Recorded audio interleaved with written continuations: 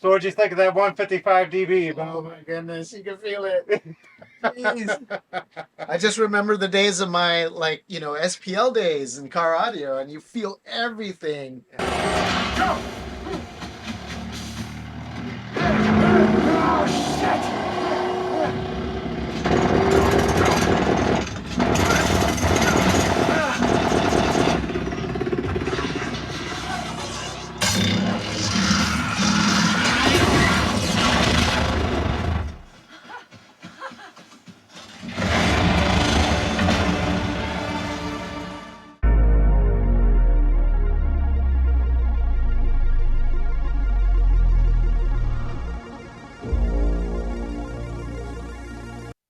Basically, what we're looking at is a vision of mine that I've had throughout the years of trying to build a very capable Dolby Atmos setup that had like an IMAX style screen presentation and then insane sound to go with it.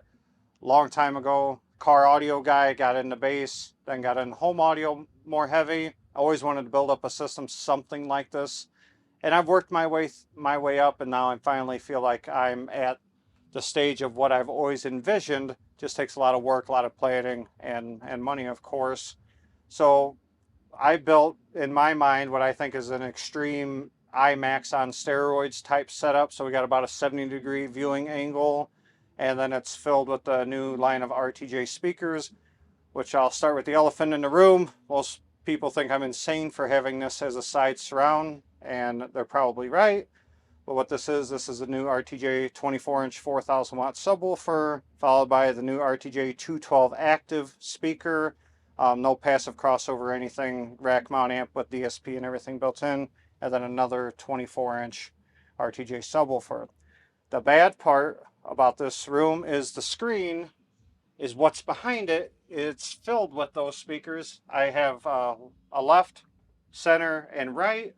And then in between those two stacks, I have two more stacks of just subwoofers. So behind the screen is 12 of the 24-inch subwoofers and 3 of these middle modules. So I'm using 5 of these in total for left, center, right, left surround, right surround.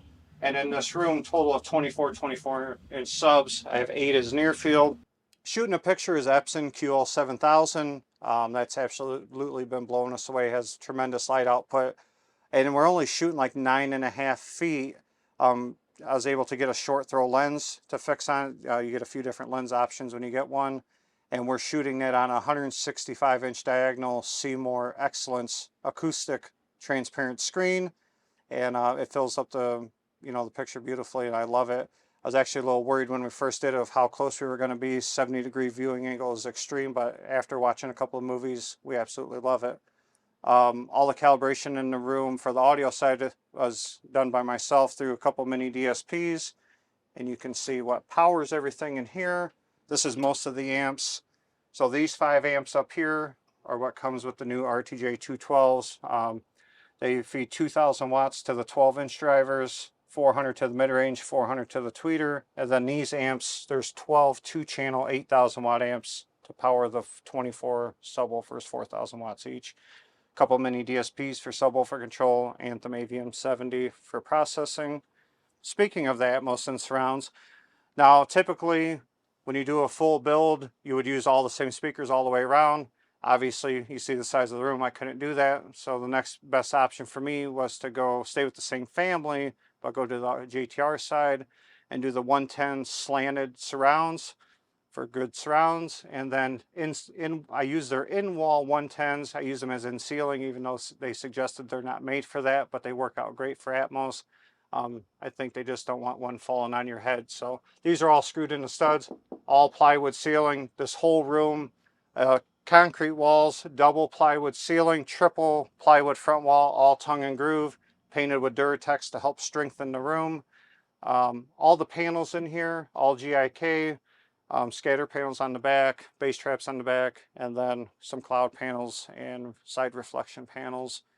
The seats are Palistar. The carpet color is Movie Night Black by Shaw. And right now I calibrated the room with the Earthworks mic and Rue. We're getting solid in-room response of around 4 hertz. maximum output. I haven't tested yet just because we got the big event tomorrow and I don't want to break anything, but we're easily ripping a 155, just messing around, hoping to be right around a 160, 160, 161. We'll see as a max output.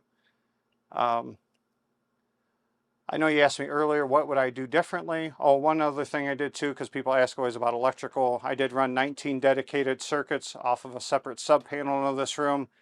Out of the 17, well, I got 19 amps. They're all on their own dedicated line, and then the projector's on its own dedicated line as well.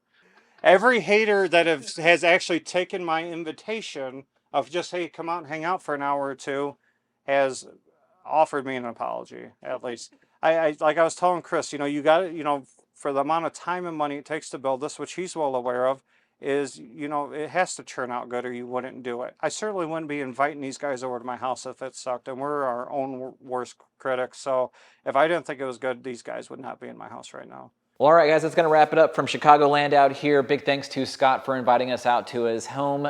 Thanks for the hospitality. Thanks to all the vendors that were involved.